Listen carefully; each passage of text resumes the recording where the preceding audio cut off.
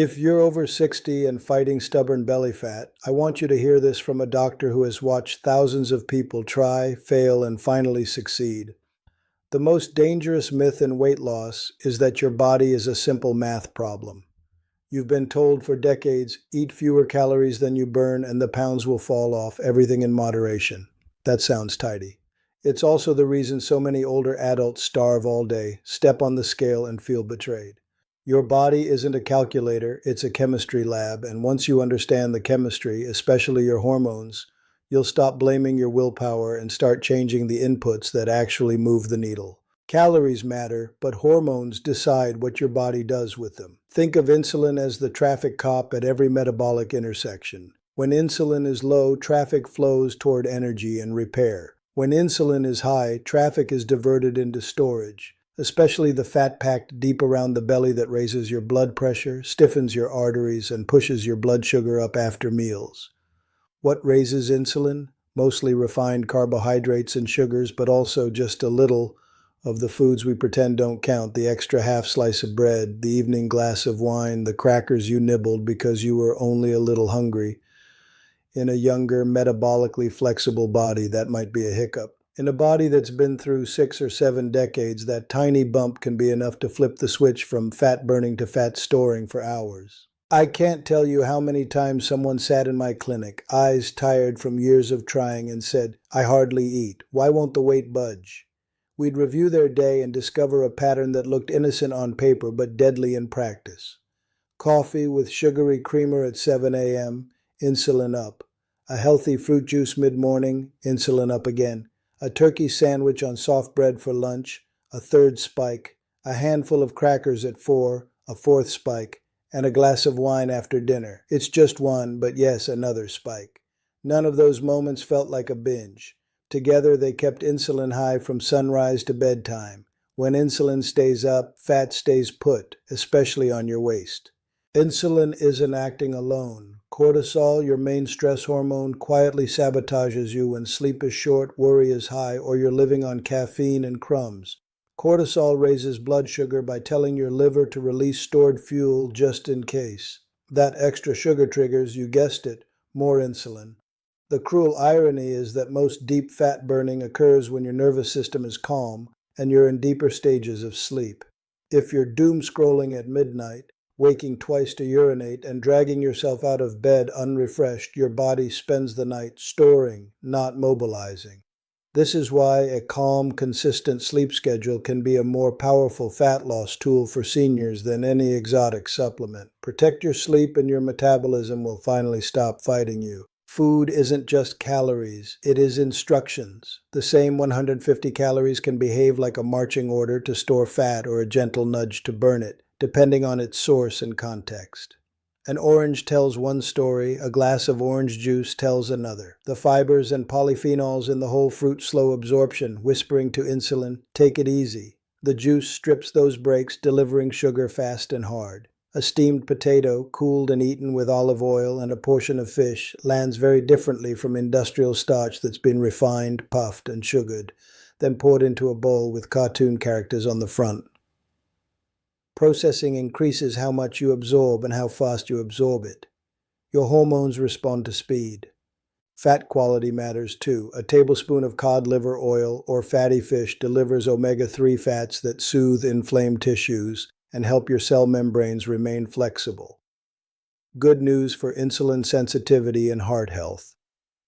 The same calories from industrial shortening or reheated fryer oil act like sand in your gears, inflaming the very pathways you're trying to heal.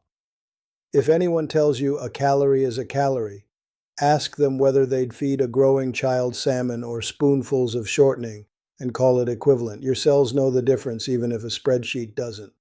Satiety, the quiet sense of "I'm good, I can stop now," is the most underappreciated tool in an older adult's weight loss arsenal. If your meals fail to satisfy, you will end every day prowling for sweets and blaming your willpower. Protein, fiber, water, and micronutrients are the levers that turn appetite from a screaming toddler into a drowsy cat. A breakfast built on protein and fiber can lower your hunger hormones at lunch. A lunch built on protein, vegetables, and healthy fats can make the afternoon snack aisle invisible. A dinner rich in protein helps preserve the muscle that keeps your metabolism alive. Most older adults do better aiming for protein at each meal than trying to cram it into one. You are not a furnace, you are a living system trying to balance signals. But my neighbor eats pasta and looks great. Good for your neighbor. Metabolic flexibility varies. Younger athletes and very active adults can tolerate more carbohydrate because their muscles soak up glucose like sponges, and their mitochondria burn it quickly. If you're over 60, have prediabetes or diabetes, or you've been sedentary for a few years, your sponges are full and your mitochondria are tired.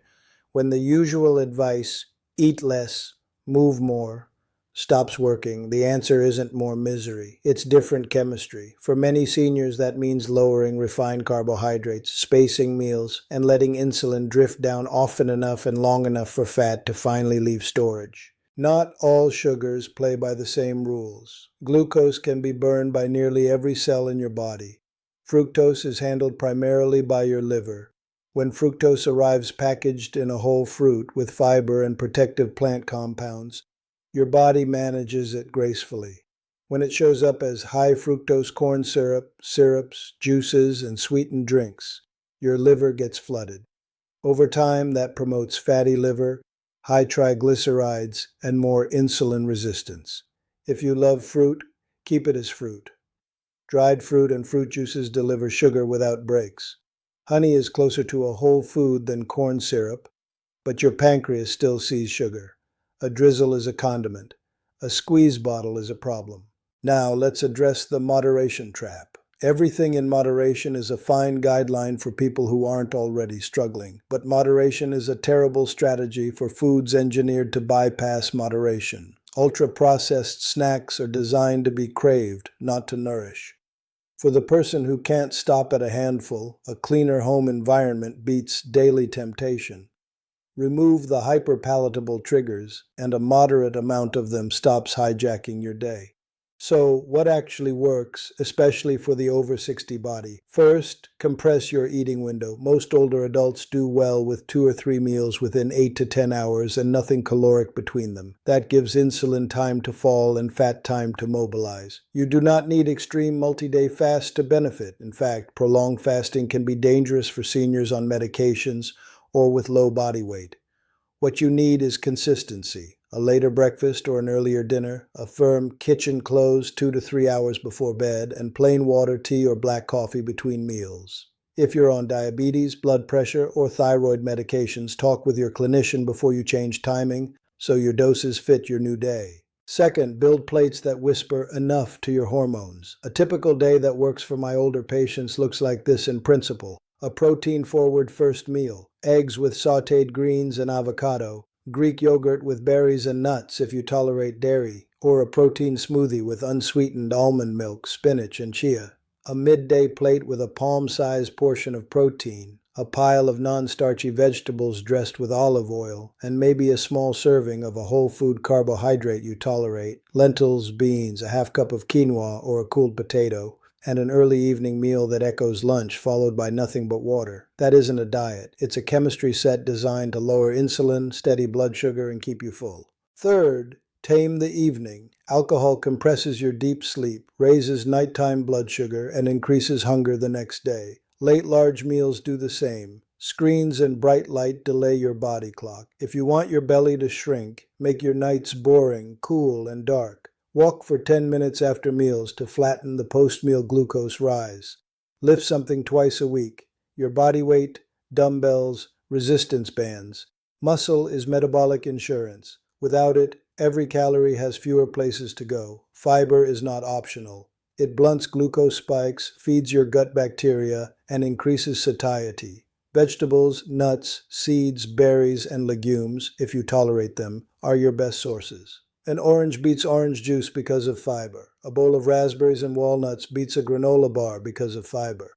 I am not telling you to fear all carbohydrates. I'm asking you to choose carbohydrates that arrive with their original scaffolding intact. If you want to lower inflammation, and you do, shift your fat pattern away from seed oil-soaked ultra-processed foods and toward fats that travel with real foods. Olive oil, avocado, nuts, seeds, eggs, and fatty fish.